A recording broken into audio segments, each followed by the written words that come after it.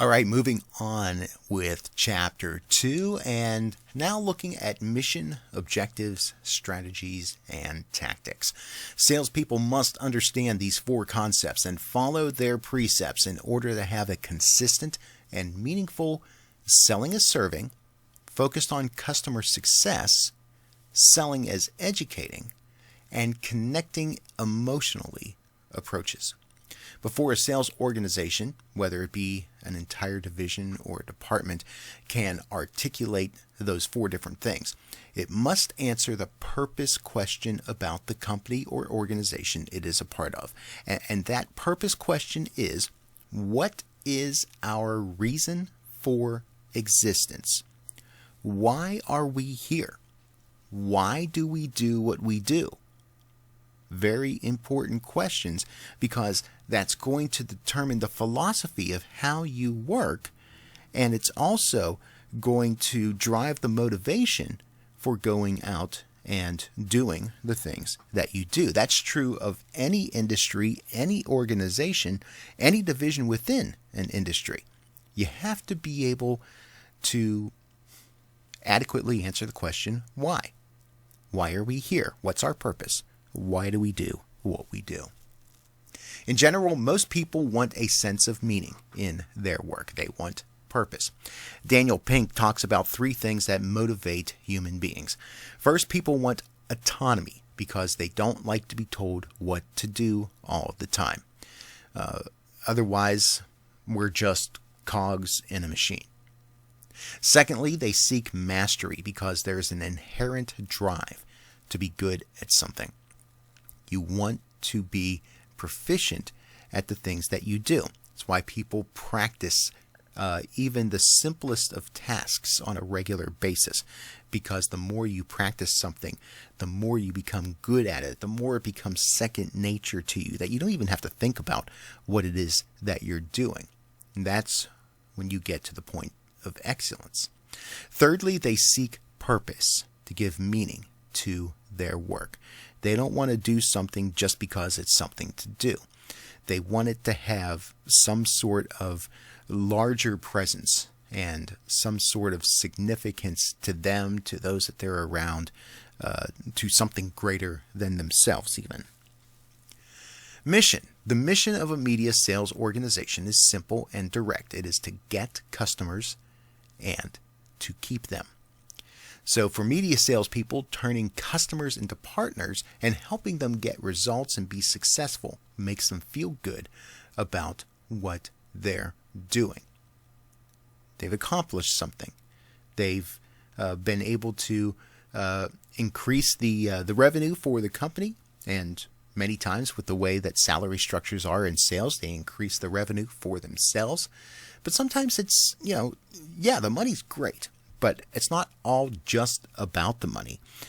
Generally, people that sell and are effective at what they sell, they're going to have a certain affinity for the thing that they're selling. They're going to believe in it in one way or another. They're going to believe that what they're selling is significant and important, has value to it.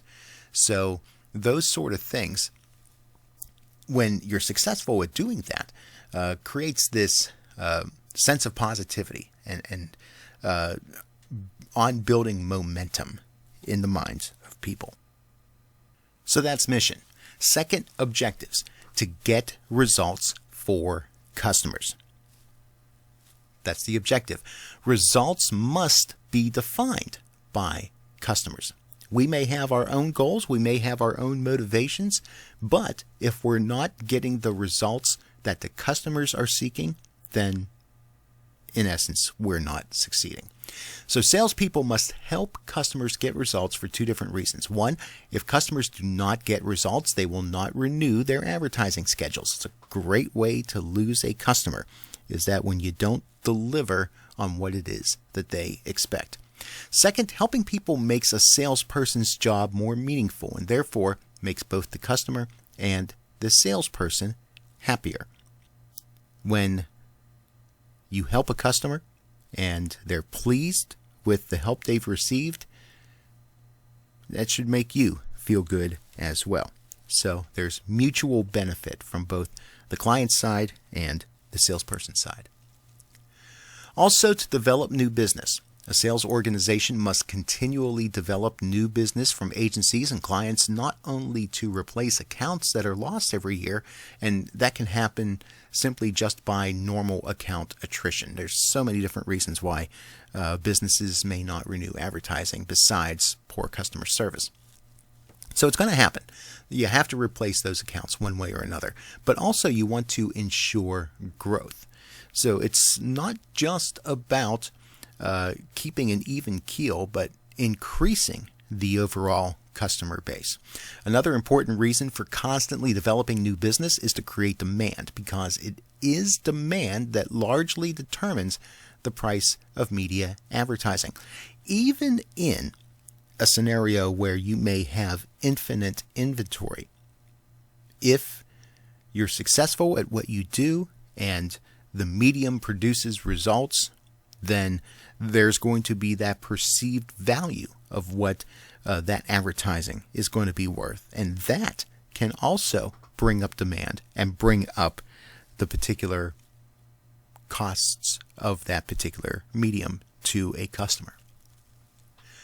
To retain and increase current business, your best prospects are your current partners, and continually showing them the benefits of your medium and getting an increased investment from them is crucial for growth. How do we do that? Well, you can continually keep them updated on how effective their advertising is. You know, how many people are responding to the ad, how many people call the station to say, hey, I heard about this particular business, missed the phone number, missed the address, can you help me out? How many clicks a business is getting on a particular website.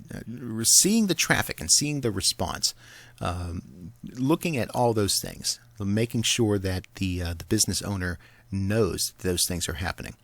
Whenever you see some sort of news that may be relevant to a particular business, you know, say you're working with a car dealership and you catch something on the news about something that's happening in the automotive industry, giving the client that information. Hey, did you catch this? Did you know about this?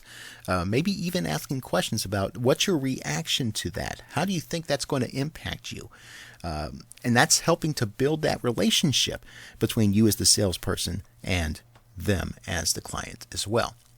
So on every account contact, you want to always present customers with ideas that will lead to an increased investment and will reinforce the value of their current investment. You know, many of the issues of supply chain during the aftermath of the COVID-19 pandemic really caused businesses to think about how they serve their customers, about how they're able to get inventory, about ways to circumvent inventory in different ways. And the more that you're able to give your clients ideas on how they can support themselves in dealing with the problems that they're dealing with, the more they're going to see what you have as valuable to them, not just in terms of supporting them, but giving them ideas on even how to present themselves in advertising. Yeah, we're dealing with supply issues. What are we doing about it? Here's what we're doing about it. Here's how we're going to try to help you, viewer, listener, online surfer, as to how we can make it through this together. That's just one of many, many examples of ways that this sort of customer service-based approach to your advertising clients can really, really help you to maintain that relationship, grow the relationship, and perhaps even grow business for different situations that come up, perhaps different events. You know, if you're dealing with a floral shop, you know, when do people buy flowers?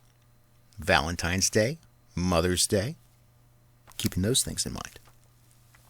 You want to delight customers.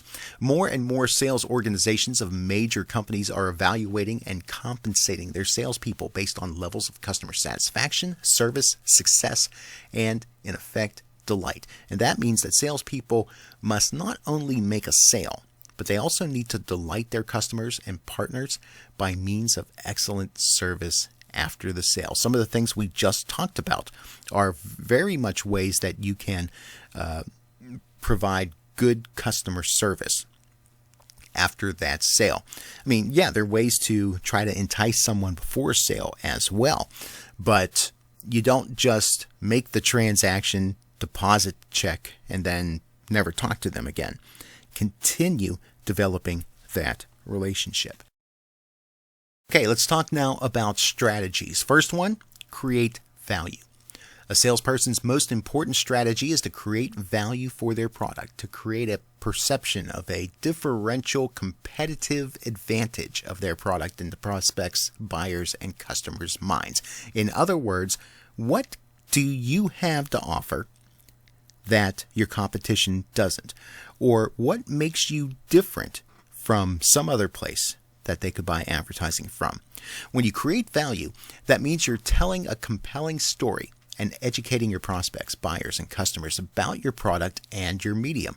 In other words, you're becoming a brand evangelist for your product. We're getting a lot of religious terms here in this particular chapter, but that idea of spreading the gospel, spreading the good news about your particular company and why they should choose you over somebody else, and sharing the benefits of dealing with you, dealing with your company, instead of the other radio station down the street, the other television station down the street, the other web platform, whatever the case may be. To really, really have that enthusiasm for what it is that you're offering, and an enthusiasm for how that can really benefit the client. Those things are especially valuable. Research and develop insights into prospects and customers' problems, challenges, pain points, and competitive positioning. Be looking aggressively and proactively at their industry, some of the things that they deal with. Be of a certain mindset to either educate them or at the very least get education from them that can help you to in turn provide various services tailor-made to their particular needs. What prospects care about is how advertising is going to help them solve marketing and advertising problems and challenges. So solutions to these problems are going to wind up being benefits to them. The advertising is not the product they're looking for. The solution to their problem is what they're looking for, and advertising may very well be that particular solution. Therefore, salespeople must learn to position their offerings in such a way that always answers the question in the prospect's mind. And that question is, what's in it for me? Why do I need this thing? What's the result going to be? How's it going to advance where I am or improve my current situation? Become an expert about how your medium works and solves marketing and advertising problems. Why radio and not television? Why television and not online website? Why a website and not billboards? Whatever the case may be. Effective selling requires being an expert in teaching prospects how to use your medium, tailoring your proposals to the needs of your prospects, and taking control of the sales conversation in order to give insights into how your solutions work. So, understanding your medium also means understanding the limits of your medium, what it might not be able to do, and being honest about that. But also understanding its strengths and really pushing those strengths for those that can really, really benefit from what you have to offer, and why it's a compelling argument that your medium is effective. Become the preferred supplier. In order to become the preferred supplier or the preferred partner, salespeople must provide more and better information and service than any other salesperson from any other medium, so the customer will think of them first when they need information or want to invest in advertising. So in the fast food world, there's a huge so-called chicken war, chicken sandwiches in particular. And everyone's got their idea on who's got the best sandwich and why you should go to one place or another. And the product itself is important, but many people also value the experience of going to get that sandwich, which involves dealing with the staff at the particular fast food restaurant.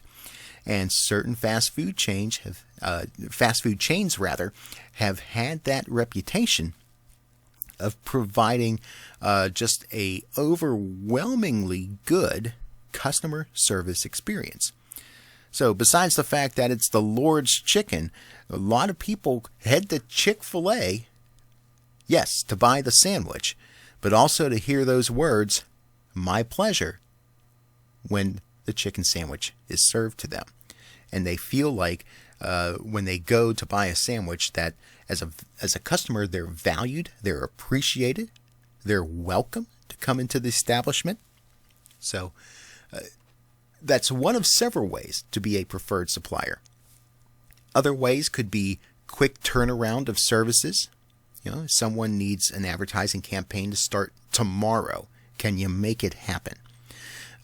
If there's some sort of unforeseen circumstance where the campaign needs to change for one reason or another, can you make that happen?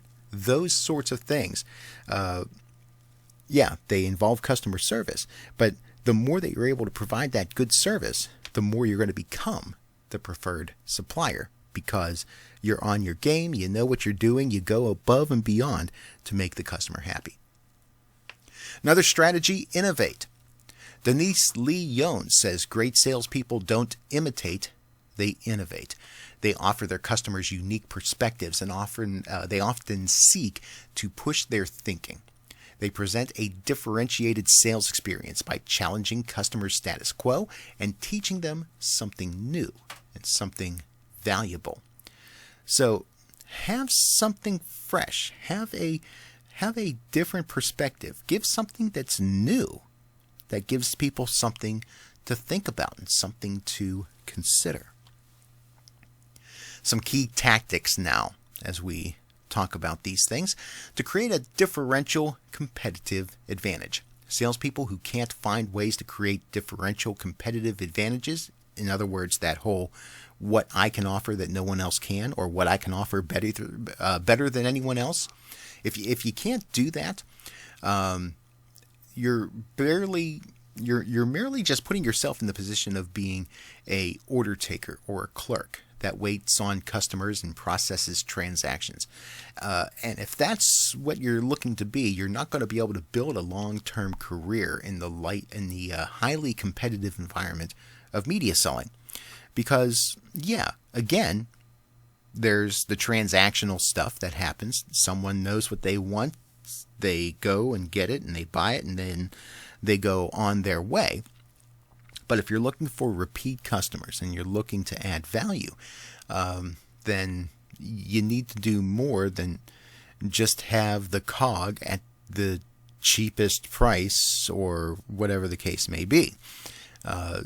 There's really providing that experience of that you've got the best product, or you've got the best customer service, or you have the most options. Whatever the case may be different than just another choice. Be the better choice. Another tactic, build relationships. A relationship must be built on mutual trust and respect, and salespeople must take the long view when managing a relationship. It takes time. The relationship between a salesperson and a customer does not end when a sale is made. It's just the beginning. So you have to have that time investment, that investment of putting everything that you have into the needs of your client, valuing the client personally in terms of their business and their goals and that sort of thing. You have to really, really care about the people that you're servicing. Another tactic, solve problems. The objectives of a salesperson begin with getting results for customers, and a salesperson's key functions end with solving problems for them. Be the solution giver. 3 functions that support these key tactics that we've talked about. First off, monitor the marketplace. Salespeople must provide information to their management and other salespeople about competitors in all media. We call this idea competitive intelligence. If you're in a television station, what do you know about the other television stations in your market? What do you know about the other types of media in your market? What's going on at the radio stations? What's going on at local magazines and billboard companies and whatever else may be out there? Know what your competition is doing so that you're able to more strongly compete for those advertising dollars. Second, recommend tactics.